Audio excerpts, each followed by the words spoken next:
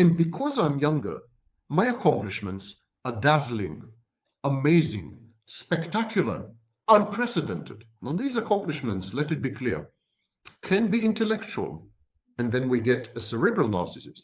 But these accomplishments can also be physical. And then we get athletes, we get bodybuilders, we get hypersexed narcissists, known as somatic narcissists. They are focused on social conquests. But whatever they do, they believe themselves to be unique. They believe that the way they do things, the energy that they invest, their mind, when it gets intermingled and enmeshed with the action, renders the act unique. And so uniqueness in the narcissist's mind, one of the pillars of his grandiosity and sense of superiority, haughtiness, uniqueness relies squarely on his infantilization. For the narcissist to be unique, he needs to feel that he is a prodigy, precocious, either via his body or via his mind. In many cases, both, because as you know, there's no type constancy. The narcissist switches from cerebral to somatic and back. Now, this gives you an important key, because if you want to gratify the narcissist, if you want to coexist with the narcissist, survive with the narcissist, manipulate the narcissist, all you need to do is reaffirm this button, push this button. And you can push this button in two ways: to confirm the prejudice, in other words, to broadcast to the narcissist, to signal to the narcissist, to somehow convey to the narcissist that you also see him as a child, or that his accomplishments are amazing and timeless, that he is too young to have accomplished what he had accomplished, that there is a discrepancy between his chronological age and the mounting weight or the mountain of his achievements, that he is amazing, that he is unprecedented, that he is unique in terms of the discrepancy what he had between what he had secured in his life and his age. So you can push this button, or you can push the button in another way, and that is when you want to break up, when you want to dismantle the shared fantasy, where you desperately want to exit, and you don't want to betray the narcissist. You don't want to cheat on him, as many partners do. You want to end it amicably, and not acrimoniously, and not violently, and not aggressively, and you don't want to prolong the process of breakup, to render it into a multi-decade opera. So there's another way to push this button. You push this button by insisting that the narcissist behave his age, acts his age, becomes age appropriate. You impute to him adult chores, adult responsibilities. You broadcast your expectations of him. You bargain, you enter the bargaining phase. That's essentially the bargaining phase. It's when you give up on the pretension that the narcissist is a precocious child, a prodigy child, an eternal adolescent. You give up on this pretension, you give up on this shared psychotic narrative, and you insist that the narcissist becomes what he is, an adult, a mature adult, not only an adult. And so you're beginning to make a series of demands. They're all reasonable. They're all common demands. You don't ask for anything outlandish. You don't ask for anything that is unheard of. You're just asking the narcissist to be responsible, to be reliable, to be present, to not be deceitful, to act his age, to be tidy, to be neat, just to be a mature adult, to have hobbies and preoccupations which conform to his age, to have a job, take on a job, to bring money home, to take up his share, to contribute to daily chores. And so this bargaining phase pushes the narcissist away because it vitiates it negates the shared fantasy. A critical element of the shared fantasy is the narcissist infancy. The narcissist is a toddler. The narcissist is a spoiled brat, is the axis and pivot of the shared fantasy, never mind if the narcissist is cerebral or somatic, or even covert. In all these cases, the narcissist needs to be a child. Confronting the narcissist with adult demands renders the shared fantasy moot and dead, and he cannot survive outside the shared fantasy. It's a little like fish in an aquarium, fish out of water. The narcissist water is the shared fantasy, and no wonder the shared fantasy is very fishy. Okay, Shoshanim, this is the Precocious Child button and the two ways of pushing it. Each of these buttons has two ways of pushing it. If you want to maintain and preserve the shared fantasy with the narcissist, there's one way of pushing the button. And if you want to destroy the shared fantasy and thereby exit it with the narcissist's blessing, there's a second way of pushing the button. Let's talk about the next button. The next button is the conquering hero. These are all stereotypes or even archetypes. The conquering hero, Superman, Batman, Spider-Man. What do we know about these comic Marvel heroes?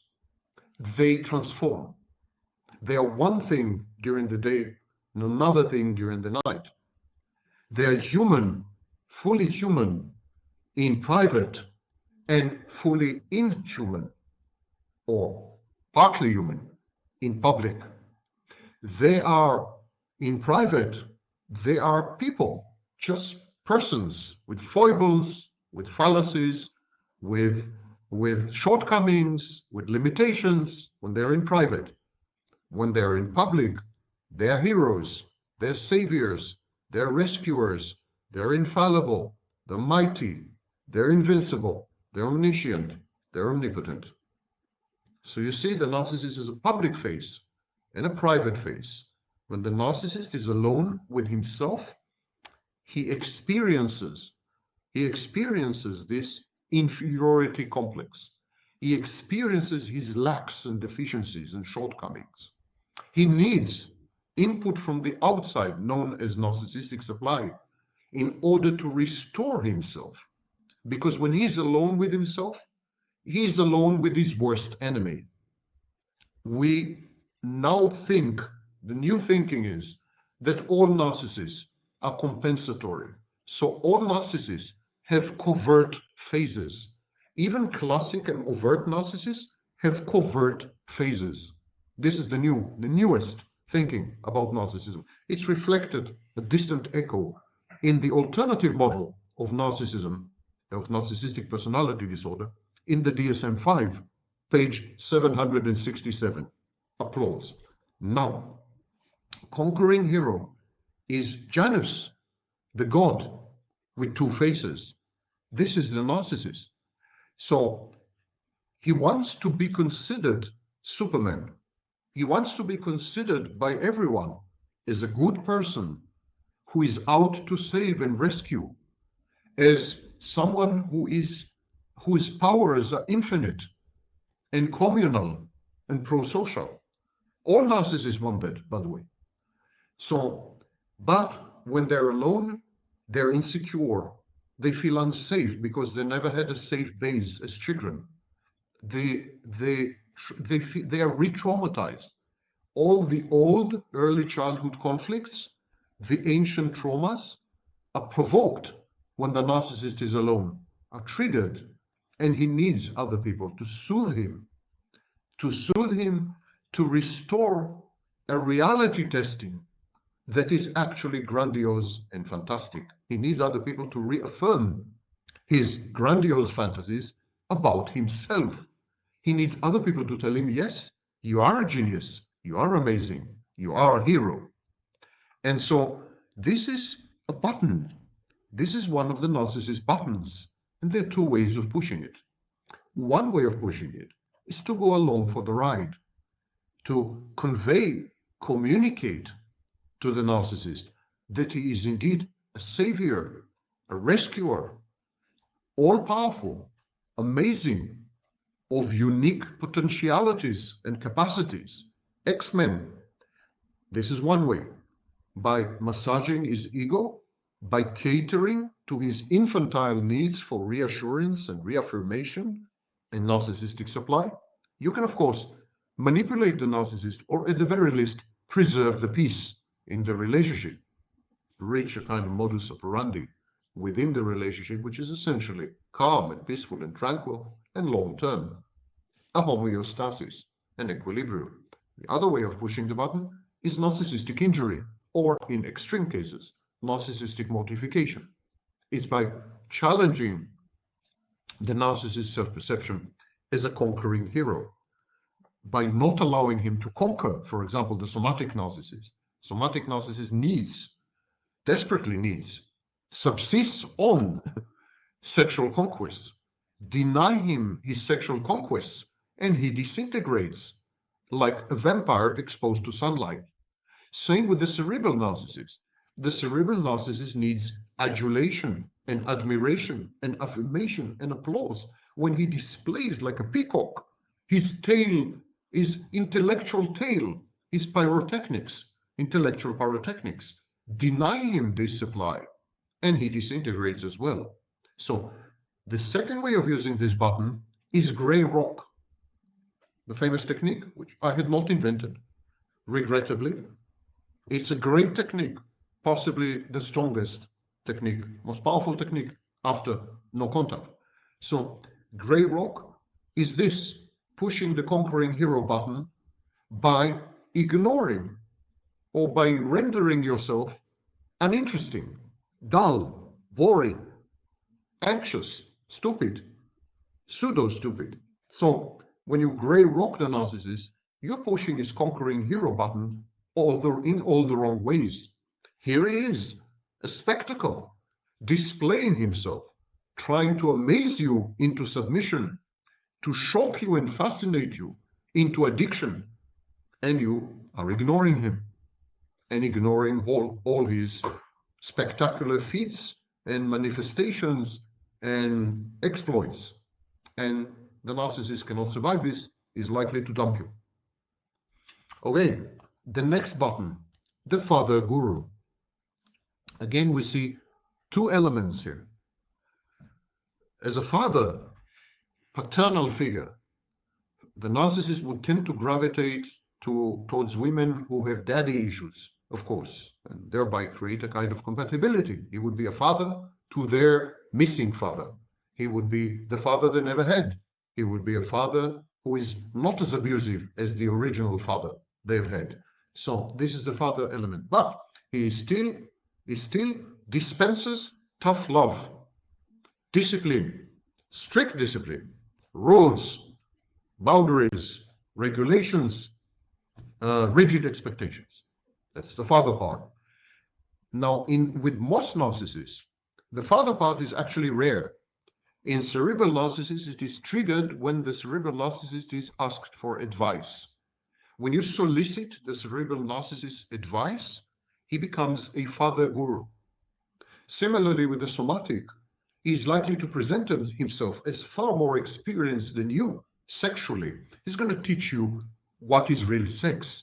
He's going to introduce you to new worlds and universes of sexuality that you had only seen in the movies or heard of. I don't know, BDSM or whatever. So the father guru is intermixed. The paternal figure, the avuncular figure, paternal figure that the narcissist cuts in his relationship with you has elements of superiority, sexual superiority, intellectual superiority, superiority of knowledge, superiority of experience. He has something over you, and that's the guru element. He also has the right, which any father has, to discipline you, to tell you how to behave, to instruct you as to what constitutes misbehavior, displeasing misbehavior. And he assumes this role. And it's very disconcerting and disorienting because he can switch very, very speedily with alacrity between the child and the father.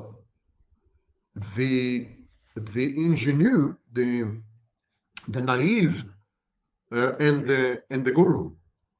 And these pendulations, these oscillations and vicissitudes are such that you're thrown off balance. It's extremely disorienting and dislocating. And it is, of course, the core technique in gaslighting. It underlies gaslighting. As the narcissist changes his reality, who he is, his identity, because he has no core identity, he shapeshifts. He's a chameleon, and he shapeshifts. And sometimes his shapeshifting is a reaction to internal processes. As he shapeshifts, everything around him shapeshifts as well. Reality itself is warped and distorted. And this is what we call, this process is what we call gaslighting. It may drive you to the point of madness, or at least to the point of believing that you are crazy, that you're mad. Again, there are two ways of pushing these buttons. This button, I'm sorry, the Father Guru button. One way of pushing the Father Guru button is to seek advice, to cater to the guru and paternal side. In other words, to infantilize yourself, to agree for stretches of time, periods or events where you are the one who becomes the child in the relationship. You switch roles, in effect. It's a role switching game. First, he's the child, you're the mother. Now, you are the child, he's the father. So you play along. You pretend that everything he says is the 11th commandment, that is the new reincarnation of Jesus and Moses combined. That is the reification of the principle of wisdom. That is truly a unique, unprecedented guru, and you're lucky to be in his presence and breathe the same air that he does. You're at his feet, sometimes literally, if he's a foot fetishist, you're at his feet. So this is one way of pushing the button. It guarantees bliss, marital or relationship bliss. Let me tell you, the other way of pushing the button is, of course, if you want to exit the relationship, destroy the shared fantasy, challenge and undermine this shared psychotic space. So the other way is to challenge both roles. When he tries to be a guru, you dispute what he says, you disagree, you criticize, you provide alternative sources of information which kind of don't sit well with what he's saying. You mock him, you doubt his credentials, you ask him openly to prove what he's saying and to prove that he has the authority to say it, etc. So this undermines the narcissist's grandiosity, and nothing is more precious to the narcissist than his grandiosity. He's going to dump and sacrifice you just in order to preserve his grandiosity. Similarly, when he's trying to act the father, the second way of pushing the button is to refuse to act the child, to remain an adult, to maintain your adulthood. So he's trying to be the father, you're the adult in the room. You disagree, you contest, you push back, you insist on your boundaries, on your personal autonomy, your agency. You become self-efficacious, so you don't need him. You don't ask for his advice. And if he tries to push it on you, you inform him that you don't appreciate unsolicited advice and tips and help, etc., etc. So this pushes this specific button the wrong way. And this is one of possibly the crucial button, the Father Guru button. The last button is divinity, but it's not divinity of the Olympian sort. It's not divinity of like the Greek gods, because the Greek gods were essentially anthropomorphized. The Greek gods were human. They copulated with beautiful human females. They had offspring with these women, Hercules, for example. So the Greek gods were a rowdy bunch. There were drunkards, there were alcoholics, actually. Many of them were alcoholics. They were somatic narcissists. They were omnipotent, they were narcissistic, grandiose. The Greek gods were mental illness writ large. No, the narcissist divinity is not like the Olympian Greek